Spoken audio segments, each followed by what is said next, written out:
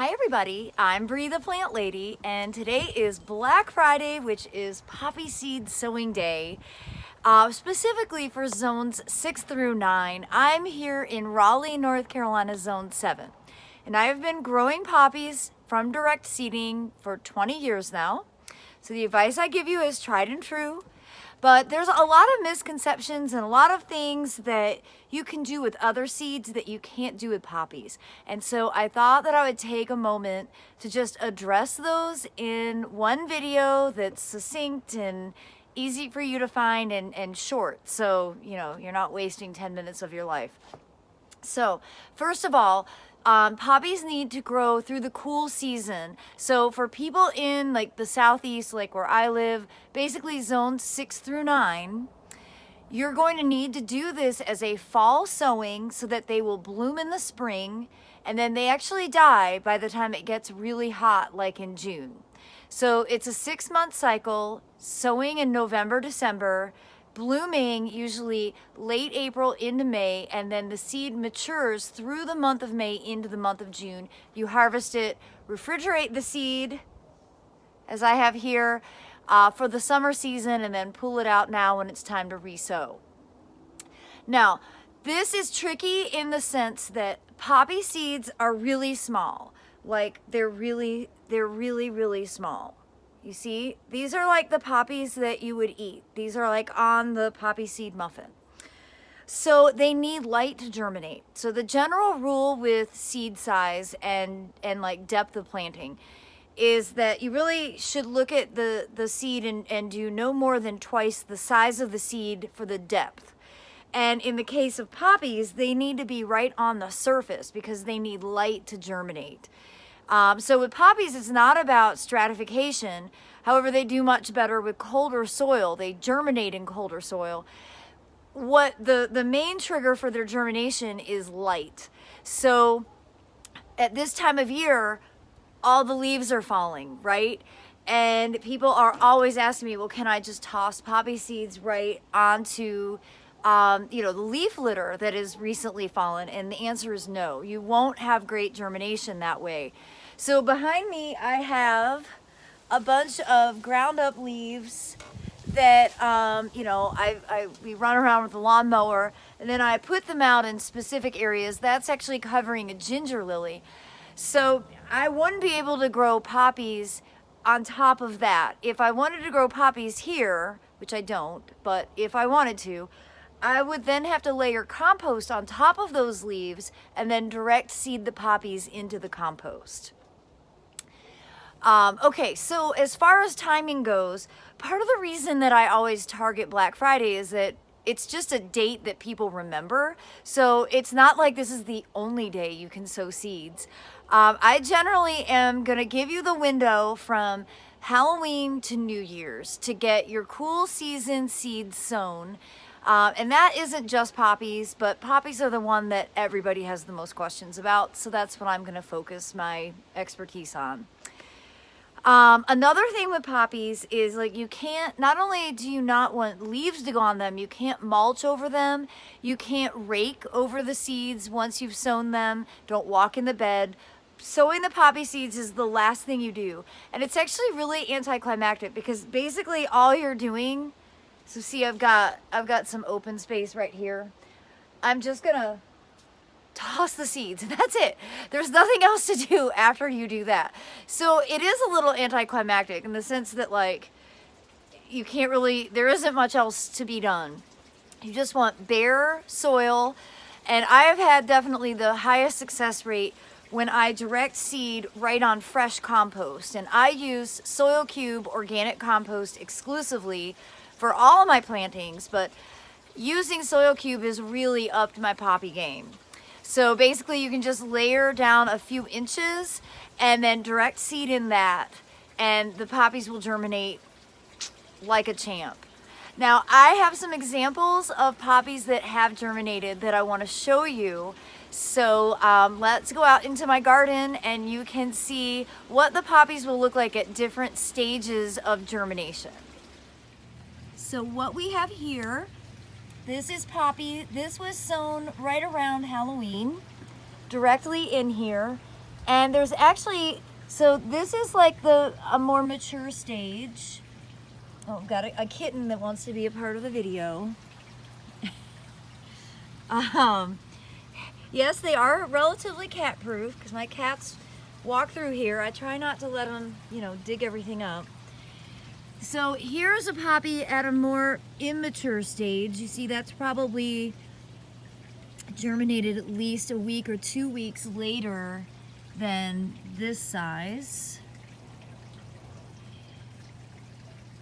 And in here you also will see things like cilantro and larkspur, and then weeds like chickweed. I have plenty of chickweed. Everybody's always like, oh, it's edible. They come to my yard and eat it. Take it out of my beds. I think I've also got carrots germinating, but lots of poppies. This is what you're looking for. And as they grow, they'll just get a little bit bigger. They'll basically form a rosette, and they stay green all winter long. All right, here are more poppies that I sowed about 2 weeks ago, maybe 3 weeks ago now. And you see, they germinated before these maple leaves started falling. So this is another question that people always ask, like, what do you do? Do you blow these leaves off? Will that damage the seedlings, or would that make the seed blow away? And that's tricky, period. It's tricky. In this case, because the seed is already germinating, I think I am gonna just blow this with my electric leaf blower, because I want to make sure that, you know, see, there's new seed that's definitely still in germination process. I don't want these leaves to impede any additional germination.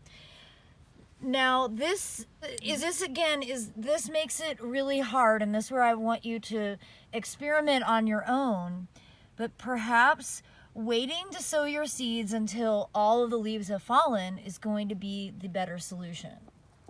So I did just blow the area. I've never done this before, but you can see the seedlings that are germinating are fine. They weren't impacted by the blower at all. So I'm not sure if it's necessary, but I don't think it's gonna hurt at this stage. Of course, there's a lot more leaves to come off. So something to consider. Maybe the idea of waiting another week or two when more foliage is off will be lower maintenance, a bit easier to keep up with. And I've been thinking about this a lot because people ask me like every day. And you know, the funny thing is, a lot of the beds that I grow poppies in don't have a lot of leaf litter falling because poppies grow best in full sun. And so those borders that don't have a lot of trees tend to not have this issue with more leaves continuously falling. Like this bed here, the wave, this is going to be an area where I concentrate a ton of poppies in this year. I usually do it as grains. This year I've decided I'm gonna go ahead and be like full force crazy poppy lady. And I'm gonna sow this really densely with poppies. But you see, the trees that are in here have already lost all their leaves. So I'm not really that worried about more leaves falling in. Now I have a lot of bed prep to do before I can sow seeds in here, and I'm quickly running out of daylight because I've gotten distracted with like 1,000 other garden tasks today. But essentially what I'll come in and do here is just, you know, clear out this old organic matter. This is from the Cushaw squash. And I'll just rake it open so that, you know, the bare ground is at the surface. Like I'm gonna incorporate all of the existing mulch that's in here. I'm not raking it out, I'm just making it so that that mulch gets incorporated.